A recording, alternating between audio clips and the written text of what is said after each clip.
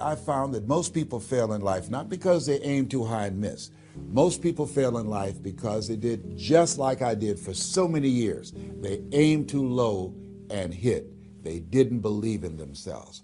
So I want you right now, as we begin to think about the lessons and all the things that you've experienced and all of the comments and stories and strategies and lessons that you've had, I think it's time to revisit and look at your goals and dreams, and let's raise the bar. I remember as a kid, we would be in the backyard and we would play jump, and somebody would get on one side of the stick, my sister and then my brother, we would run and we'd jump over it. And then they say, raise it up a little bit higher. We have to back up, and we would run and we'd jump over it again. And then we'd say, raise it up a little higher. And the higher it got, we had to begin to change our approach and how we're going to get over the bar. And that's the same thing in life. And so right now, I want you to think about your goals and dreams as you begin to raise them a little higher. And I want you to say with me, it's possible. It's possible. You know, the easiest thing that I do is speak and train people how to speak. Go into prisons and juvenile detention centers and to high schools and colleges. Speak before thousands of people. I can do that in my sleep. Let me share with you the most difficult thing I've ever done in my life.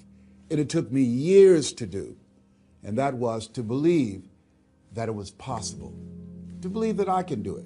Given my circumstances, born in an abandoned building on a floor, being adopted, being labeled educable mentally retarded, failing twice in school, no college training, never worked for a major corporation, to believe that I had something of value to say, that somebody would want to listen to me, to believe that somebody would pay me to talk to them.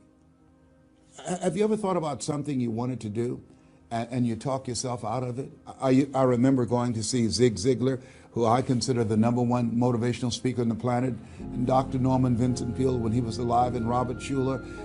I used to see them and I would be so pumped up and inspired after hearing Jim Rohn, who recently passed, one of the great motivational speakers of all time, and Charlie Tremendous Jones. And I would go to my car pumped up, saying, yes, yes, yes, I can. And then after a while, my mental conditioning would kick in. You would say, Les Brown, you can't do that. You don't have a college education. Les Brown, you can't do that. You don't even know who your parents are. Les Brown, you can't do that. You failed twice in school.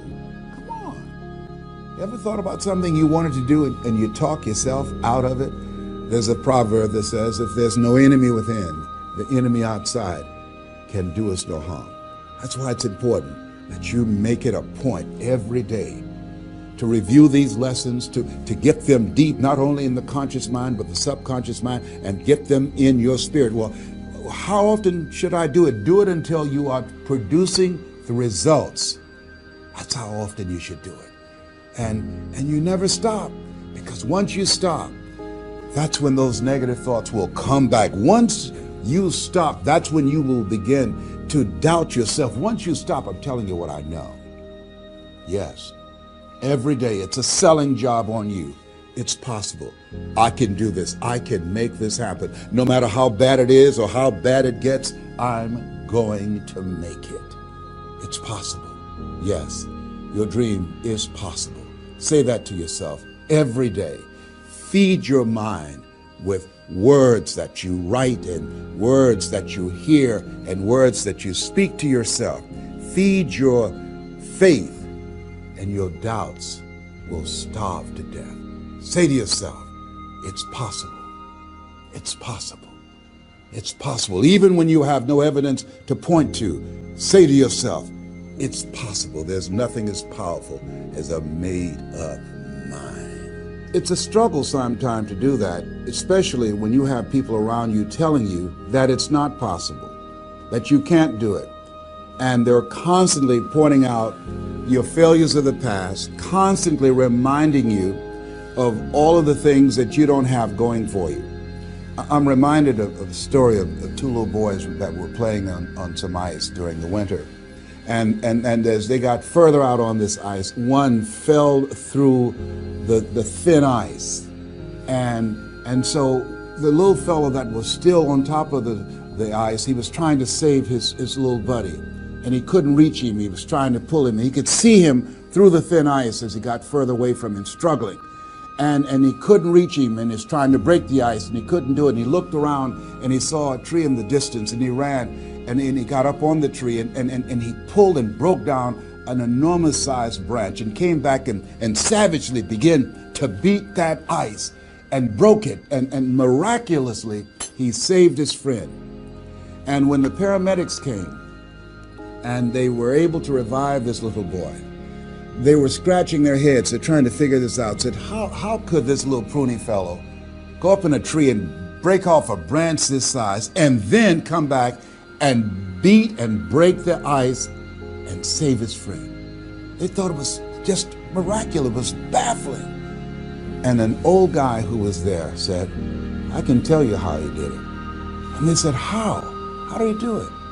And he said, there was no one here to tell him that he couldn't do it. Whoa. What could you do? What could I do? What could all of us do if we did not have the naysayers in our lives? That we believe naively, like that little boy, that it was possible.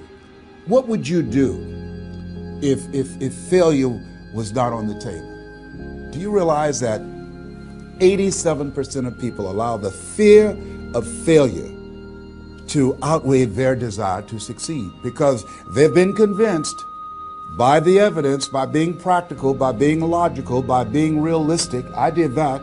Leslie, yes? You're going to speak for corporations? Yes. Leslie, do they have a college education? Yes. Do you? Wesley, you know that I don't have a college education. Leslie, are these people experienced? Yes. Are there people with PhDs and MBAs that they could choose rather than choose you? Yes. So you don't have a college education. You have no experience. You're talking about becoming a speaker, and they're going to reach over people with PhDs and MBAs and years of experience and choose you. Are you being realistic? Come on, Leslie. Come on, Leslie. You can't do this. My brother, he's a wonderful person. And he constantly reminded me that I couldn't do what I'm doing now. But that really wasn't the bad part.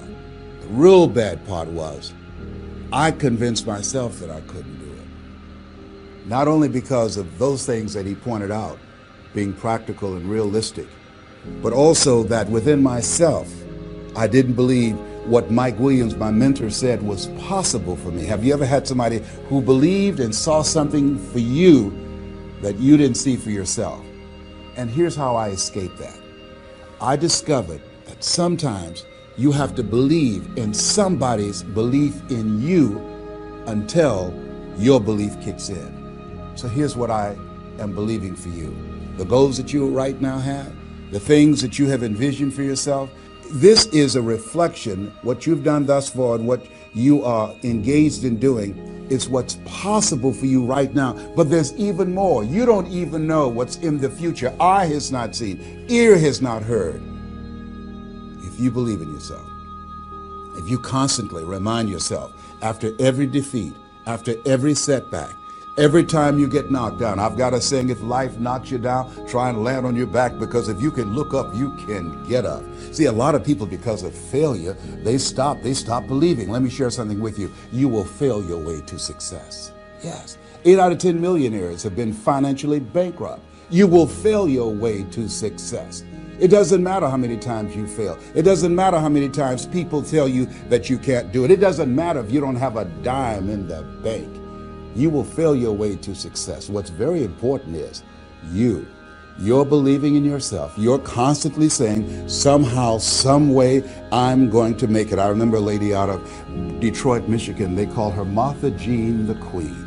And she had a motivational message she gave all the time on the radio. And the question she would ask was, do you really want to win?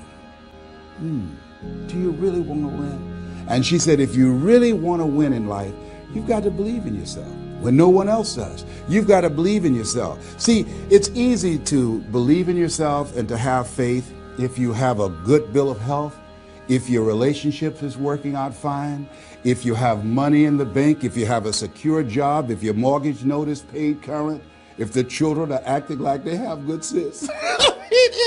It's easy. If you go to a doctor, they say, oh, you're doing real good, I'll see you next year. It's easy to have faith then. Let me tell you when it's really tough to have faith.